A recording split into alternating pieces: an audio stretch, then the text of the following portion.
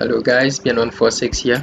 Welcome to today's Blitz game. So we are on the black side against the 2200 rated Treneris. He played 1e4, we'll play Ruy Lopez. Well, okay, we'll play 1e5. Don't know how he continues. Yeah, okay, so we are going in there. Ruy Lopez. So knight f6.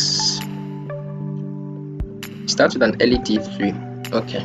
So against these lines, I'll play b. I like to play b5 and bishop c5, and I play the position from there. Now I think I do need to play h6 at some point. I need to play d6 and I need to castle. I think I'll start with h6. A lot of the times you don't want to play h6 in this h6 too early, but in this particular one, I think I do play h6 early on. I can just castle, I guess.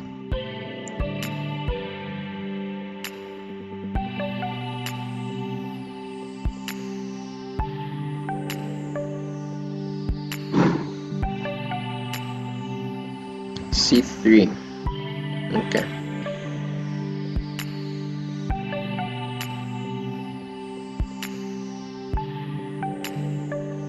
So I guess rook e8.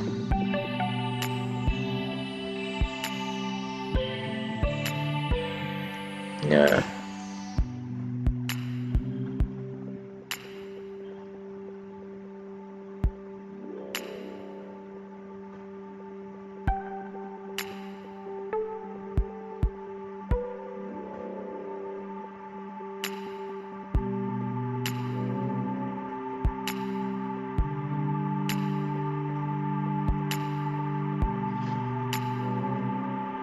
Okay, so he takes on. Why does he take on f6? I mean, usually if he does something like this, it suggests he has something concrete. Because I mean, you wouldn't usually give up that strong knight for my knight on f6. But I don't see what the idea is. I think maybe he wants to play bishop d5, but because I didn't move the d pawn yet, it's not anywhere near scary. I can even just be like rook b8, or I can play bishop b7.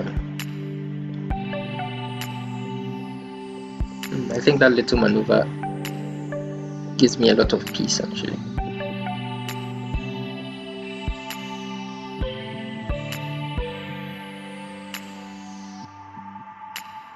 I'm not at all convinced. So how do I want to continue here? I guess I will play bishop e7. The thing is, even if I play rook b8, and the only reason I'll play rook b8 is if I want to insist on bringing my bishop out through this diagonal, and I don't want to go here and be sort of stuck against these pawns, right? But even if I go rook b8, I still can't develop, because I still can't play d6 because the guy would hang. So I should just bite the bullet and go bishop e7. Maybe I go knight a5 and exchange them off. g4. Okay, I like that. He hasn't castled yet, so that's an important detail that justifies this play. But I still have my doubts. Okay, so I need to at least threaten to open up the center to counter this kind of aggression.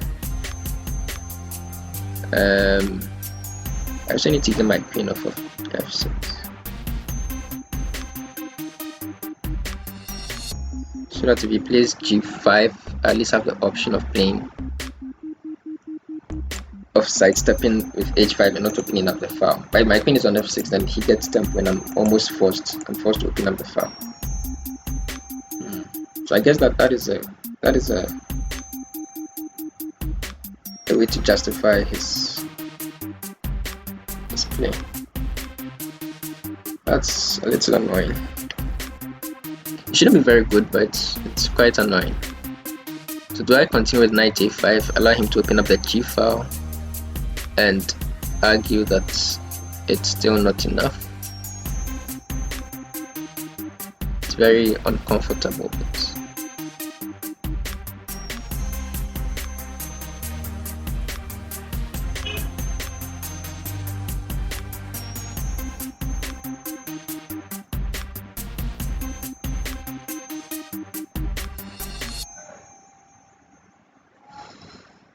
Yeah, I think I will do that. The queen just doesn't have any good squares, and if I delay development a bit more, I might be blown away, because I really need to try and open up the center now. So this bishop has to go. I have to try and play something like d5 and try and argue that the center is more important. So I'll play here. I was thinking of playing queen g6, but I really don't like this kind of stuff. Maybe I have to. I mean, again, the queen doesn't have a. I want to play d5, so I really don't want to put my queen on d6. Okay. b6 exists, getting tempo here. That is also a very good square.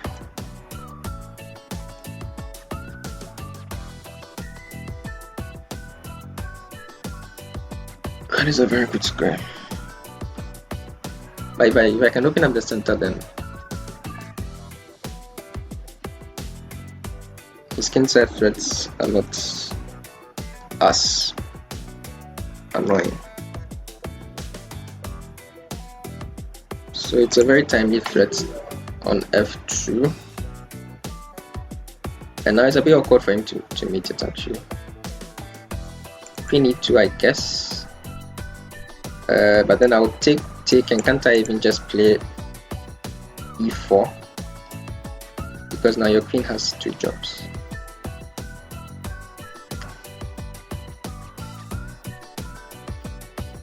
Yeah, so he takes here, but I can take here with tempo. Will I regret it? I don't think I will regret it, so I will do it.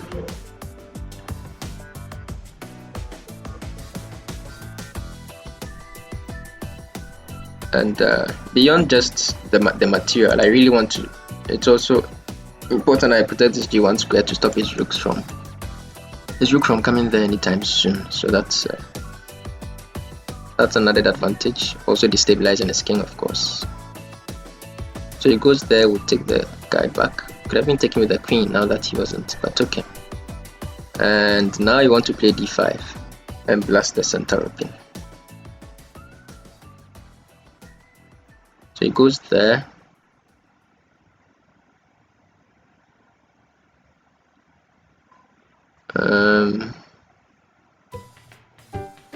Yeah, it's still not simple, is it? We'll start with d5.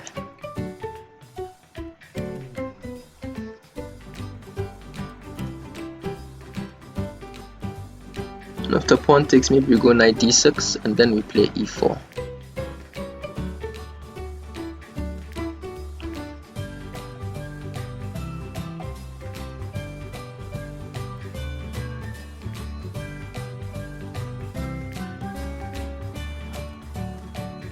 But he doesn't do any of that. He attacks my bishop. I can take the pawn. If he takes, I take the knight. Takes back. Or I can just retreat, actually. Yeah, I kind of like my bishop. And they can come to f8 and do some very good defensive work. So I'll keep my bishop. I'm also very low on time, so I need to play quickly. He plays b4. Not sure, because now the king will lack pawn defense here on the queen side as well. So I don't know if b4 was entirely necessary, because now I can have also ideas of playing c5 and trying to open up the position some more.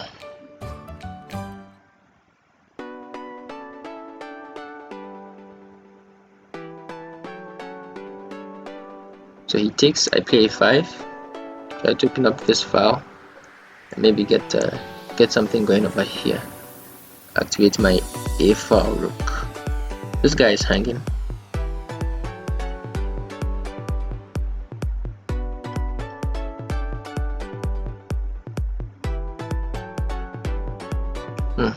It's actually very interesting. Very double-edged, but I think his king is a bit less safe than mine.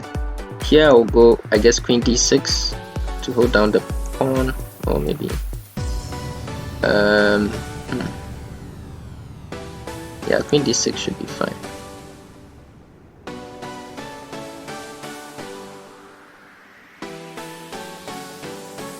It's really annoying for him to defend this spot, isn't it? And now I'm also attacking the b4 pawn one more time, so maybe he takes. He goes like this. This. Okay, it's clever in that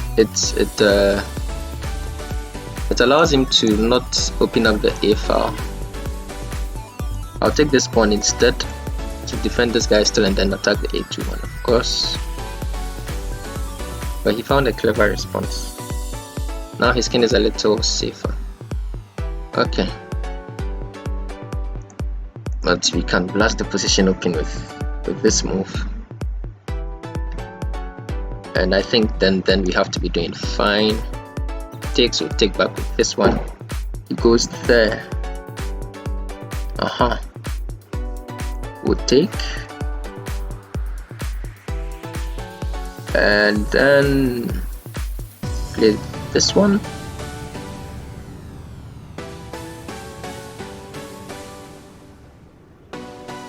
Also, this guy was hanging. And they're still hanging, so he has to create threats against my king. But I think I exchange queens now with queen c4, and even with no time on the clock I should be able to win that. I have what, 2 pawns. Okay, so he goes for the direct. Maybe he should have taken with the pawn. In those lines my pawn structure was ruined, but here I should have a very okay time converting this particular position. It's just 2 clean pawns up. My king is in no danger whatsoever. So yeah, so here I'll play c5, of course, if you walk into the pin.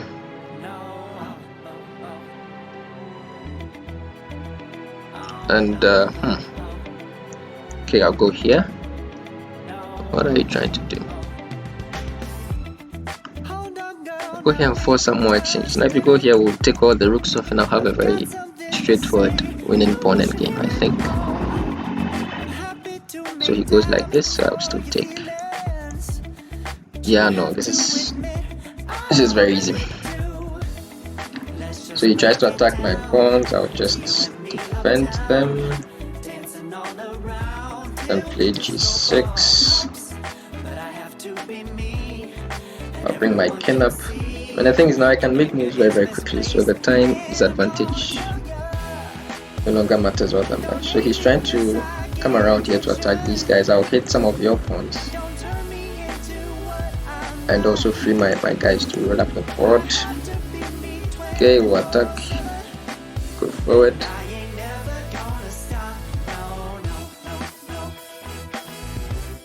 Goes there, so we'll push forward some more. You can even come here, hold down the pawn and then attack here. Attack that one. You can also start pushing this guy. Yeah, it's just completely winning. Yeah, so here we can push.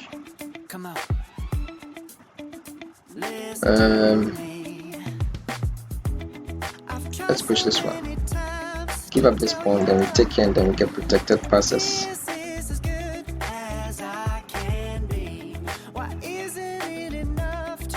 Okay.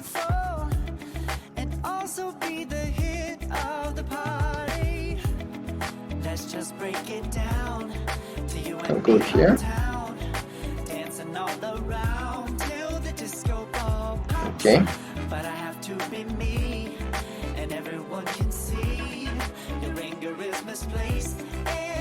Okay. I don't know why he's playing on the bottom. There's just no way to survive this one. Absolutely no. I'd have to be extremely.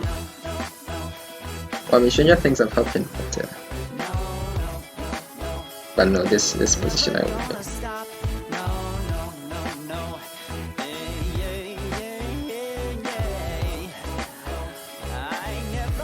This position I will win.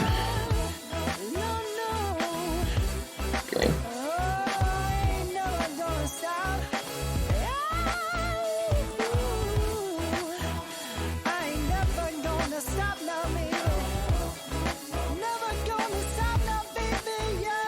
Yeah. Now the pawn is free to push. Okay. Oh, actually missed. Yeah, that pawn was hanging, but he missed it as well. This is actually slightly annoying. Okay, we'll go here. Check him from here.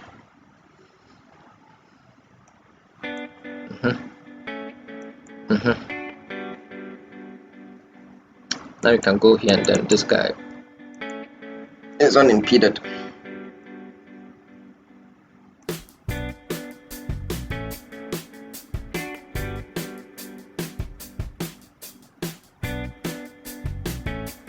Oh, but this works, right?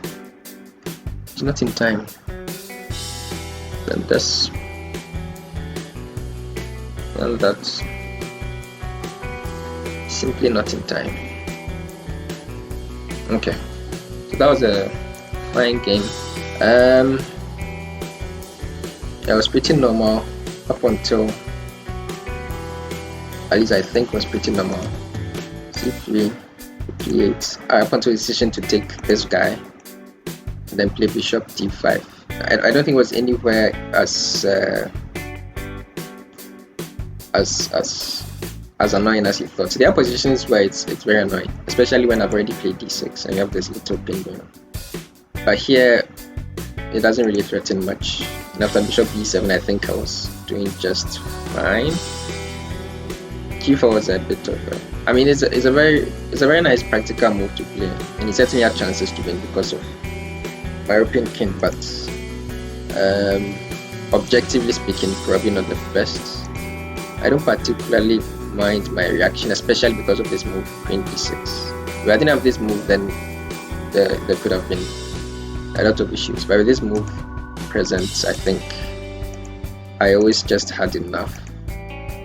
So c5 immediately maybe might not have been too accurate, but I was really desperate to open the position up. Even when you know you're better, staring down the barrel of such an attack is not the most pleasant thing. b4 I think was also a step in the wrong direction, because yeah, the queen side also being weak made it almost impossible for him to protect his king. So he took, yeah, now a5 was a5. I like that I found that one, because I was very bent on playing just 90 and then pushing for this one.